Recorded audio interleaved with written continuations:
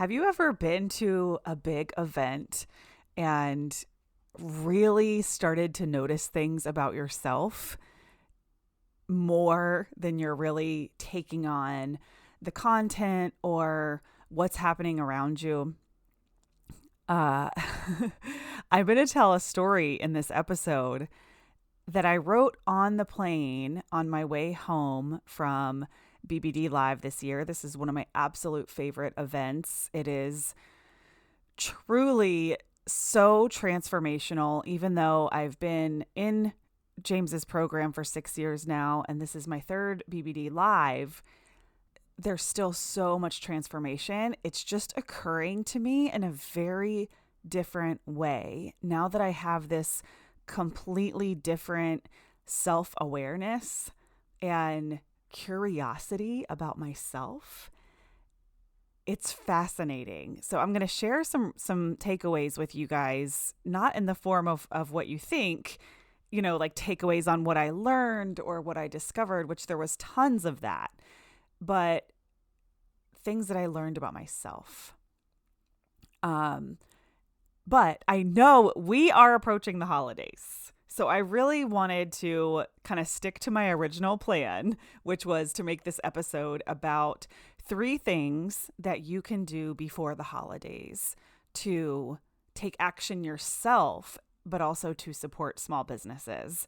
And I'm going to tie that in because it actually does somewhat relate to the moral of the story and the impact that we can truly have on those around us as we build our communities and becoming magnetic as we build those communities. So let's get started. Welcome back to the Messy Success Podcast. I'm your host, Elizabeth Henson. I help creative business owners and artists build communities around your brand so that business is easy and profitable. When you stay in action, yes, I mean even messy action, only good things happen. We are always learning, and when we can get just as excited about the lessons as the results, magic happens. I've helped million-dollar companies with their marketing, but my mission in this world is to help you step into the best possible version of yourself so you can create your dream business too. We believe in community and people over strategies and tactics. Our theme here at the Messy Success Podcast is the 1% adventure, where we're focusing on getting 1% better every single day. I want you to color outside the lines and embrace the messy journey to take daily action towards your goals. If you've noticed a plateau in your business, we've created a very quick quiz where you can find out your next best move. Head over to elizabethhenson.co/next to find out. Now let's get started.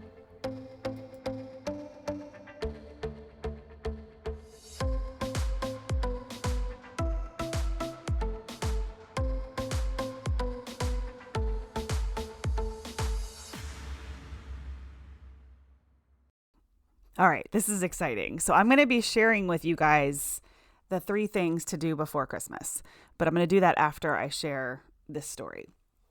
And I have a lot of business friends that swear by working on the plane, you guys, when they travel.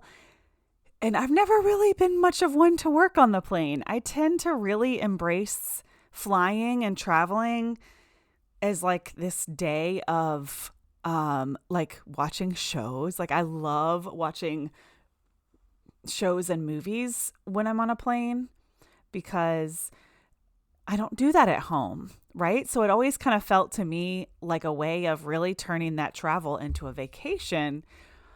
But all these entrepreneurs around me are starting to explain how they get so much work done on the plane, and it it opens up the veil or the portal and you're more connected to your higher self and all these things. And I was like, well, I'll just play with it. I don't know. I'm still kind of undecided.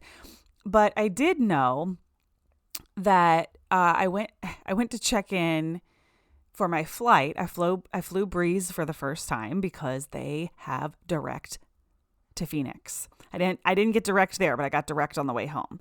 So I was going to check in for my flight, 24 hours before I leave, and I noticed to upgrade to first class was like insanely cheap. And I don't typically fly first class, obviously, but I do always check for the deals because I feel like sometimes if first class isn't full, they will offer a discounted rate or whatever. I'm not really sure how it works, but I just know in this particular situation, it was like $100 to upgrade to first class.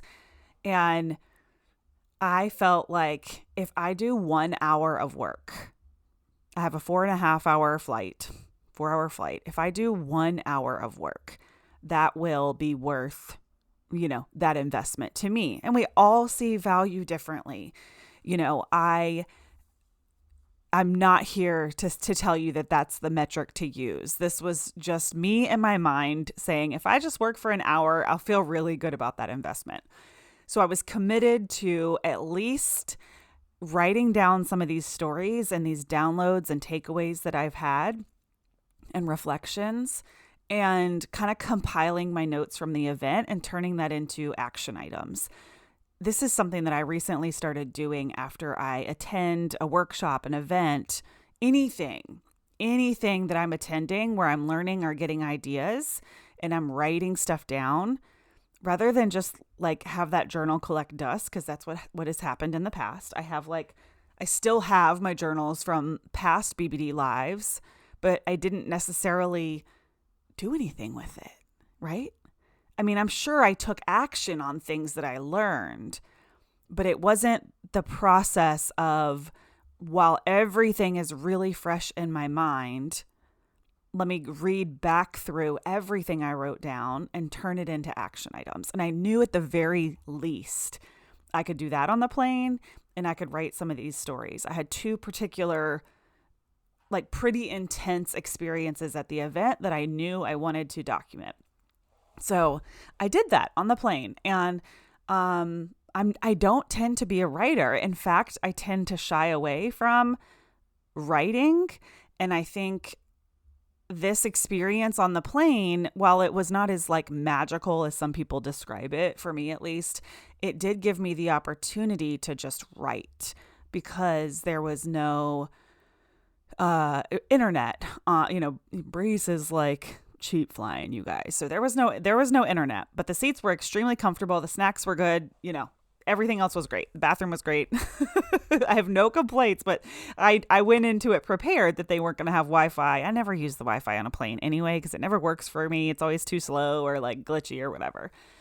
But it gave me that spaciousness, and I mean that literally elbow room, to pull my laptop out and actually write. And I never really do this. I journal with my, pencil to paper sometimes, but it's been years since I've really embraced any kind of creative writing. Like I used to blog all the time, back when I was building a photography business, and that was the way, but I don't really blog now because I do this, I podcast. So I wrote out a story very raw, and then I used ChatGPT this morning. I copy and pasted that entire story and just kind of asked it to clean up, the grammar and the flow. So this is still 100% my story. They just cleaned it up for me because it was written in a very paraphrased, not fully formed sentences. And I just wanted to see what would happen if I literally turned it into more of a story type flow. So those of you that geek out and love AI, this is like my favorite way to use it, is to write my emails and then just have ChatGPT grammar and spell check, and just really clean up my flow, because I tend to write how I speak, and there's not always this backbone, right? Or this kind of like clear transition. I don't know. I'm going to give myself credit and not take away from my skills, but that is one of my favorite ways to use the tool. So what I'm going to do is I'm going to read this story, and then I'll expand on my reflections, I guess. But I did want to give a little bit of a disclaimer that this is only about me. There was nothing that anyone else around me, like, did or didn't do. Everyone at this event is such a gift in my life. So I don't want this to come across like someone did something to me, because that is not at all the case. So let me go ahead and read it before I spoil it. Okay. And this is a little new for me too, to just read something on the podcast, but it's an experiment. I think reading it versus like telling the story, I don't know. We'll see how it goes. Okay. I'm just getting really present to, kind of being on the plane in that moment. So the story is titled Energy Reflection, The Power of Sitting Alone. There was a moment not long ago when I noticed my body began to rebel. It started with intense headaches, a familiar discomfort that I never fully understood. As I sat in the front rows of my favorite event, I could feel it building. There was whispers, chatter, and shuffling of people nervously seeking their seat. It took me back to childhood, to the unspoken importance of where you sat and who you sat with. I felt a conflict growing inside me, a frustration with all the noise, the subtle dismissals, and the way conversations floated past me as if I wasn't even there. The belongings scattered on empty chairs seemed to stake invisible claims, making places that weren't for me. My body protested, and I knew something had to shift. So I did. I moved to the back of the room, a sea of 1,000 faces, and I chose to sit among the new and the hopeful, the ones who smiled shyly and whispered their dreams.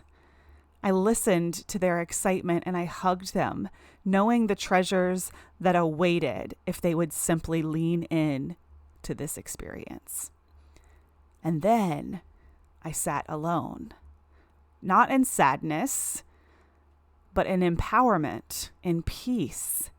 There was no ache to be anywhere else, no longing to be seen at a better table. My headache melted away and never returned as I settled into an atmosphere that felt lighter, freer, and like home. For the first time, I noticed how comfortable I have become walking alone.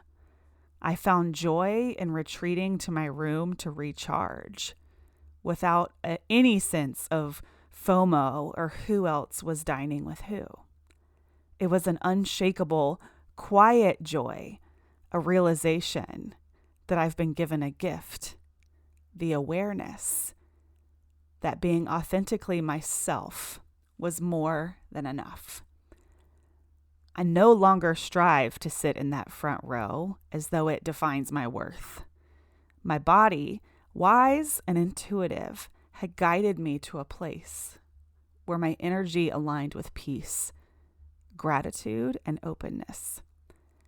I sat exactly where I was meant to be, and in doing so, I opened myself to the beauty of simply being. And here's what I want you to know. There is always a seat for you. And the next time you hear the words, "This seat is taken," or see an empty chair with a sweater draped across it as a silent claim, I want you to remember something. There's a version of you, a brave, light-filled version, who doesn't need a seat at someone else's table.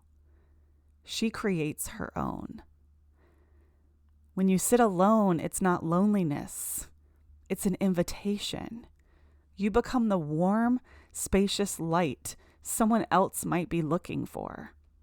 Your open chair might just say, this is the one. Perhaps she won't mind if I join her.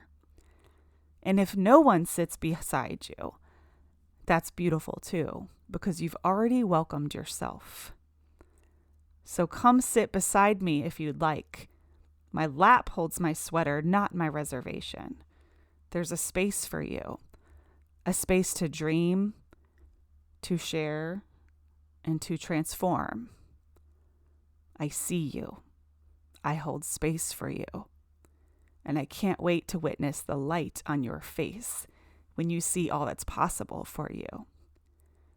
You are beautiful exactly as you are, and you are welcome here always. I feel like I should hit a button or something that the story's done. So now I'll come back to the present on the podcast.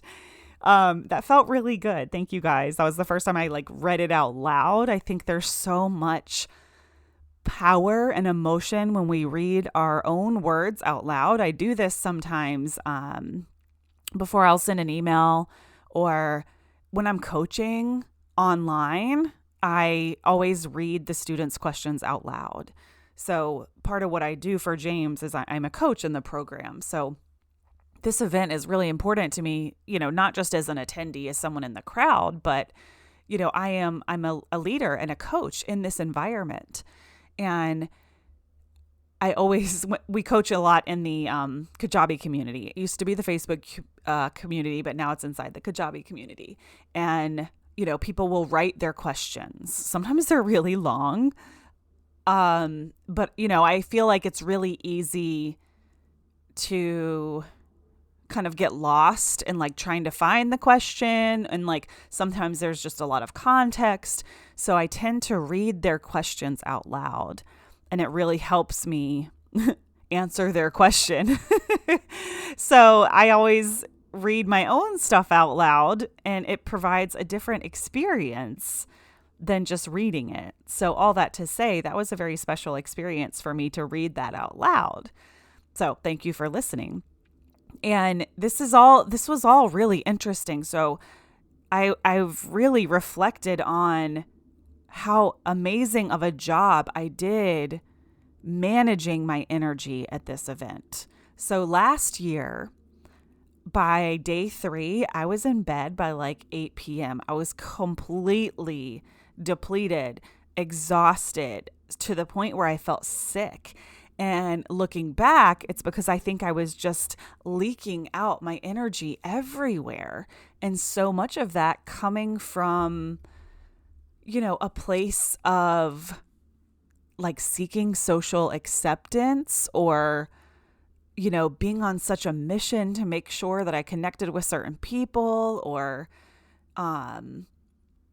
I don't really know, I didn't journal after last year that I remember about my energy. Everything was about, the event and the clarity. And last year I did that investment to their charity, which was really big and expansive for me. So last year was a very different experience, and it really kicked off this 2024, which was, kind of my quantum leap year, as I've been saying. And so I feel like a year ago at BBD, I was in this full expansion mode. And this year I was really in this self-awareness and reflection type of energy. So I just was really listening to my intuition and my body. And I was here it comes again, the headaches and that feeling of fatigue, here it comes. And this was the end of day 1 and the very beginning of day 2, I think, when I really started to notice this. And I didn't like fully make the change until the morning of day 3. I kind of started going back and forth from front to back, and then it solidified it for me. There was a moment where it was solidified. This is not where I am choosing to be. And then I stayed in the back, or bebopping around the room for the rest of the time. But I was getting these headaches and that familiar, depleted feeling. And someone else shared with me that when you sit at the front of an event, especially a really intense one like this, everybody's energy is behind you, but it's kind of moving, the frequencies like flying forward. So if you're in the front, you're almost getting like pummeled by everyone's energy. And I think that played a part in it too. But I think it was that in combination with like my higher self just telling me not to sit there, to go and sit with the other students, the new students who needed me and I needed them, right? Like I feel such a more of a sense of purpose in being that welcoming face for someone else versus, sitting with everyone else who's been there for years. And like, they're my friends. I love them. Like, we're going to have meals together and have drinks together. And like, we're always going to be friends. So naturally, I wanted to sit among my peers. But I just found that I had a completely different experience when I didn't, if that makes sense. And a beautiful one. And we had to pair up. I was in the very back row at the end, and we had to pair up for something. And I looked to my left, they're already paired. I looked to my right, they're already paired. And I was like, okay. And then I looked around the room and I could see one other person, the row in front of me, all the way down. And she was on the very edge.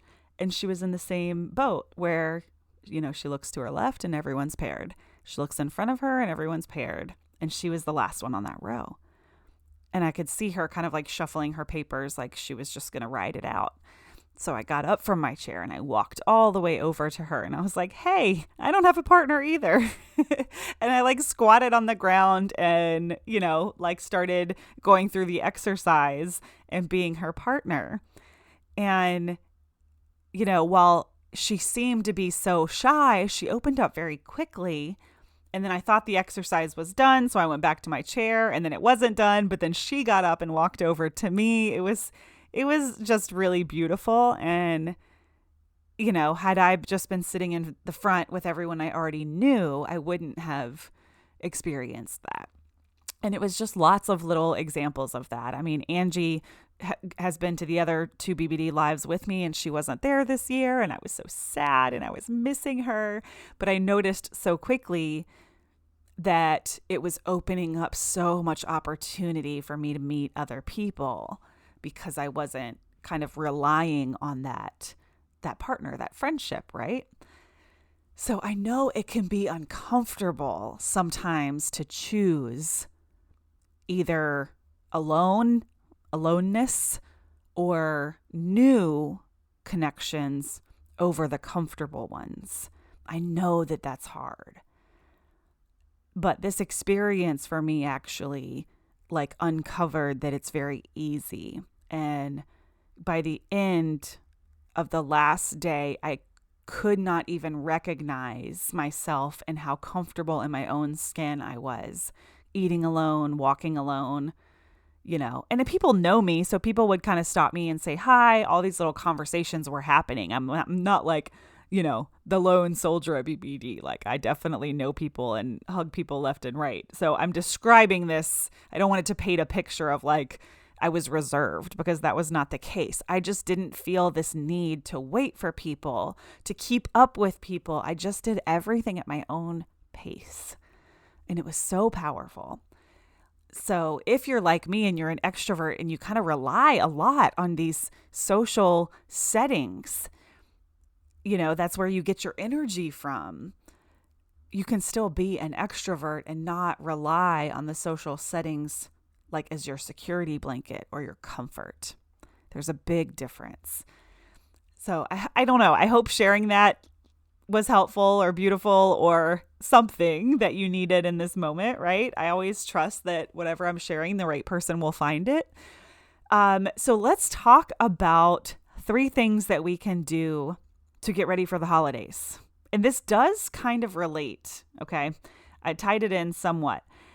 Because if you really think about, the people who are feeling alone, I couldn't stop thinking about the people who wanted a seat and didn't feel welcome So they were going to the back, not because they chose to, but because they literally couldn't find a seat. And I couldn't stop thinking about people looking at the empty chairs that were literally just reserved for very little reason whatsoever, just for the sake of saving a seat. I couldn't stop thinking about the people that would be looking at those empty seats like, that's not for me, And small businesses and supporting small businesses as the holidays approach, it's very similar. We have to be pioneers to support small businesses, to create space for them to know that they're seen, important, and loved and vital to our society. So these 3 things are obviously actions for you to take, but they're also actions that support small businesses. So number 1 is to send a gratitude bomb. So make somebody's day with a genuine, heartfelt message. You can pick 3 small businesses that you love, maybe ones that you've shopped at or you admire them online, and send them a personal note of thanks. Share a specific moment or product that brought you a ton of joy. And, if you're comfortable, post about it on social media and tag them. A little gratitude can go a long way, especially during the holidays and especially on social media when small businesses are doing everything they can just to be visible. So when you share something that you love and you tag them, it does so much more than you could even think. It's huge. I mean, that's one of the most powerful things that people do for me and can do for me, and we can do for others, is to share something positive about a small business on social media. That social proof is just it's gold. It's the real deal. So, and this matters because kind words don't cost anything, but for a small business, it could be the one thing that keeps them going. Okay. Number 2 is, gift cards or kindness vouchers of some kind, from small businesses, right? So instead of buying just a generic Amazon gift, there are small businesses on Amazon. So I don't want to say don't shop on Amazon because there are plenty of small businesses on Amazon. I'm one of them. You can even search, I think, small businesses only or something. But anyway, support a small business by, buying something in honor of someone else. Perhaps it's a gift card or, you go ahead and buy it with the intention of giving it to someone else. But places that really benefit from the purchase. And then when you give the gift, you can include a note explaining why you chose that specific business and how it makes a difference. It's like a double act of kindness. Your gift is bringing joy to your loved one, but it also is supporting the dream and sharing about that specific small business. I feel like my aunt is really good at this. Like, she shops at these little farmers markets and boutiques in her area, and that's where she gets her gifts. She's really intentional about it. And sometimes we may pay a few dollars more, but knowing that one purchase is enough to make that business owner's day, that's really special. And then this one's really fun. So you can host like a shop small day, or I was even thinking like the Secret Santa or White Elephant Christmas game, gift giving games. What if you did it where the requirement was that they had to buy the gift from a small business? So gathering a few friends or family members, like this could be in person or virtual, and a mini shopping event where everyone has to get their gift from a small business. And then, you can trade or regift or whatever game it is that you're choosing, but you have to get it from Etsy sellers or indie creators, or, everyone's buying from a small business. And then maybe whoever gets like the quirkiest or the funniest or the most meaningful, could get some kind of prize. And this is really powerful because it's that collective action, right? And it really takes your intention of supporting a small business, and it amplifies the impact of that by having if you have a group of 10, saying, okay, the only requirement for this is that all 10 of us have to shop at a small business, and, maybe there's a price range or whatever you need to do. But collectively, that's such a bigger impact than only you committing to shop at a small business. So it really adds up, significant support for entrepreneurs who are working so hard to bring their creativity to life. So these aren't just about checking off your to-do list, but it's embodying that community, that spirit of connection, creativity, and generosity to create like that ripple effect. You guys know I love the ripple effect so much, and you can create so many ripples of joy throughout your community and small businesses this holiday season. And leave an open chair next to you because you never know what might happen. So I hope you guys have a beautiful, beautiful Christmas. We will be taking a week off for the actual week of Christmas. I'm excited, but I'm also like so inspired right now. And we are really starting to plan, elevate, and inspire 2025. So make sure that you guys are either on the wait list or you're keeping an eye out for all of that information. That's going to be just around the corner. And thank you so much for listening and supporting my small business. This is truly my heart, if you can't already tell. And I appreciate each and every one of you. And if only one person is listening, that is enough for me. So thank you so much. And if you love this episode, leave us a review or share it with a friend, and I'll see you soon.